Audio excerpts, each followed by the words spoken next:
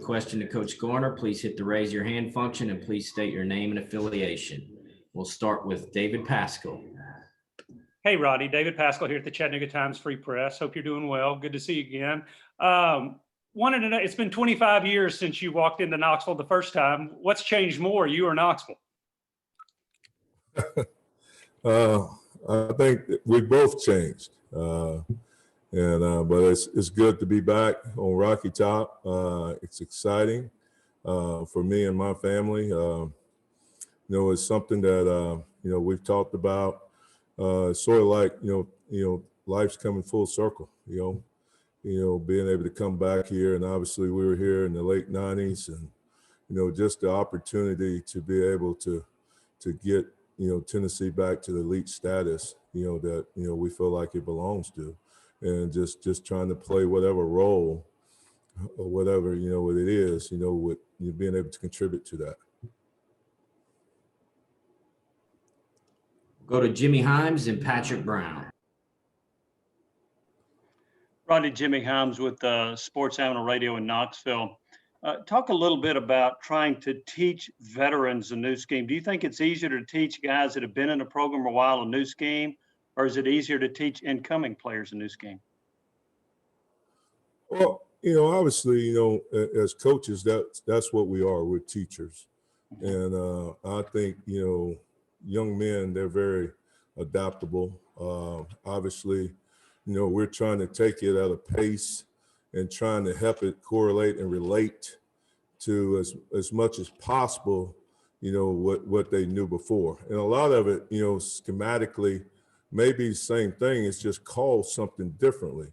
And obviously when we're trying to teach it, I'm just trying to figure, okay, what did you guys call this last year when you did this particular movement or this particular stunt? So we can, so this is same as, a jab stunt, same as a cowboy. We may call it a ram or we may call it an egg, but it's the same as. And I think, when you put it in those terms, a lot of it, it hits them like, oh, okay, I got it, but, they're very resilient. I think the guys have adapted to the change pretty well. Obviously just the different personalities, they're trying to feel their way through. And I just think they're looking to see, that you're going to be consistent in what you're doing. And that's the thing that, we try to bring to the table every day. Also, do you think it's harder now to play the defensive line considering all the variety of offenses that you face from week to week? Well, obviously, this league has changed. There's everybody now is evolving to the spread. So it's changed even, schematically, what type of body types that you're looking for, because everybody's in the hurry up tempo. It's hard to sub guys in and out. So now you're really starting, as you're targeting your recruiting, you're looking for guys that have that third down value, because you may not be able to get guys in and out, after second down. So you got to be able to transition and play the third down. So, obviously, just trying to make sure that you're athletic enough up front to be able to do the things that need to be done, and also have the stoutness to be able to hold a point and not get displaced. So, to me, it is a premium, being a defensive lineman in this league. Hey, Rodney, Patrick Brown with 24/7 Sports. Kind of following up on that, what was maybe some of your first impressions of the guys you're inheriting? Obviously, you have a lot of guys that have played a lot of football, a lot of veterans. What did you see when you watched film of them from last season, if you did? And maybe what did you think when you saw them and some of the workouts you guys have done since you've been here? Well, obviously we watch film to see guys play and see how they strike blocks, how stout they were and different things. But, you're trying not to go into it with a preconceived idea.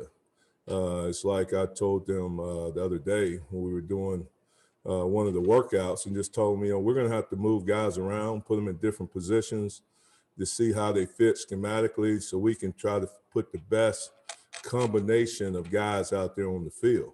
I took them back to when I went back to the last place I was in 13. I probably had like 10 different starting lineups, just trying to find the right matchups, and getting guys playing with the right chemistry so we could be successful, defensively. So right now we're just trying to find out where guys fit the best and that they can execute and play at a championship level. David Ubben, then Ben McKee. Hey, Rodney, David Ubben with The Athletic. Kind of playing off that last question, how do you learn what guys can do? Is that solely a decision based on what you see in practice, or what's your research look like on them in the past? How do you learn that? Well, obviously, it's obviously, they're creatures of habit. Obviously what we do in practice, what they put on tape. Like I tried to tell them, there's three things that will never lie to you. That's the Bible, the mirror, and film. So, obviously what they're putting on film, that's who they are, what they are. But we've got to find a way to help them improve where they can execute at a high level. And the one thing that I think is very consistent, these guys are hungry. They want to win, and they want to play better, and they want to improve their game. So it's going to be exciting for both sides, for them and for me, to be able to work together and see what we can achieve. Coach, Ben McKee of Rocky Top Insider.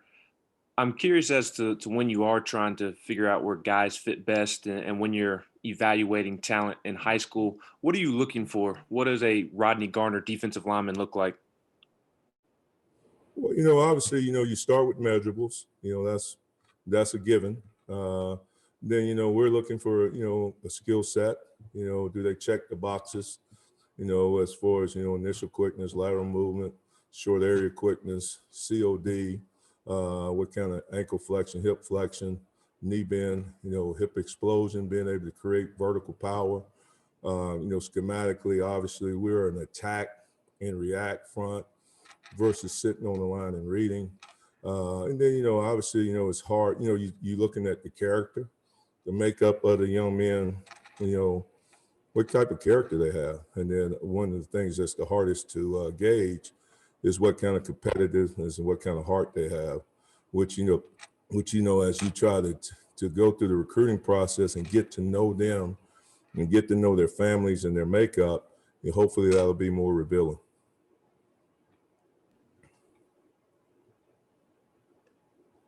We'll go to Blake, then Matt Ray.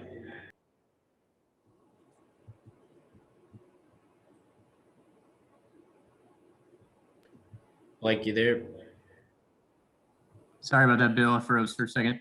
No problem. Rodney Blake Topmeyer with Knoxville News Sentinel. This is kind of a follow-up. You mentioned being an attack and react type front. I was wondering if you could elaborate kind of what do you feel like the hallmarks will be of the defensive line in this scheme? How would you like to see your guys play? Well, obviously, you want to play violent. It's a violent game. We want to strike. We want to create knockback. We want to perfect, block destruction. Be able to hold the point on the different combo blocks, and just be very disruptive up front, and also at the same time being mindful of that we've got to protect that second level guys too, and not just let guys climb. So when I say attack and react, we're not just going to be running upfield, but we've got to read our pressure points as we're working vertical. And we got to recognize the different blocking schemes that we're getting, and we got to be able to play those blocks. Rodney, Matt Ray with Sports Illustrated. Shortly after you were hired here at Tennessee, I asked Derek Brown what kind of coach Tennessee was getting in Rodney Garner, and he told me they got the best damn coach in college football. He will not only grow those guys as players, but as men as well. My question to you is, how important is it for you to not only be able to relate and develop these guys on the field, but play a role off the field in developing them into a man? Well, obviously, I look at this, as my ministry, and this is what I want to pour into these young men. And the thing that we sell to these families, they're going to give me a young man, and I want to give them a man back. So, we have the holistic approach, that obviously they all want to play at the next level. You ask them man for man, that's what you hear. But, You know, I want them to be good students. I want them to get a degree. I want them to be good men off the field.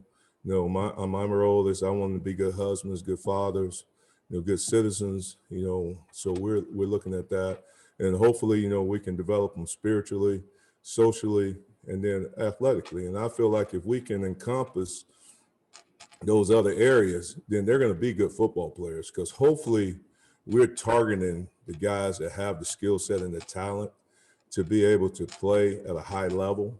So if we're doing our job as far as developing them in other areas, then they should be very coachable, and we should be able to achieve their athletic goals along the process. Last question, Eric Kane, and then we'll get Coach Eckler. Hey, Rodney, Eric Kane with the Sports Animal here in Knoxville. Welcome back to Knoxville. My question for you is, this defensive line group, it's had quite a bit of turnover in terms of coaching as instructors the last couple of seasons. How important is it for those guys to have stability in one coach, in one voice, to kind of get better and continue on with their journey? Well, I think stability is important in anything, and that was one of the things that, you know, Coach Hype talked about. You know, I look at, you know, when we were talking, you know, when he was formulating his staff, you know, he's looking for men that wanted to be here at Tennessee and not look at it as a springboard to the next job. You know, and obviously, like I told him, I feel like, you know, UT is a destination spot. It's definitely a spot that, you know, I'm excited to be back at. I'm excited to help it get back to the elite status that it deserves. My family's excited about it. You know, obviously my second oldest daughter was born here at Fort Sanders. So to us, you know, it's just a combination of everything, of life coming full circle. And I'm hoping that we will be able to form and play at a level that we will be able to create consistency. And the only way we're going to do that, though, you know, obviously we're in the bottom line business. You know, we've got to perform, and we got to play at a high level. But that's going to be our goal every day. You know, I'm committed to giving 110, 120% to help these young men in all areas in their lives to develop as players and as men, and to help UT get back to where it belongs. Thank you, Coach. Thank you, guys.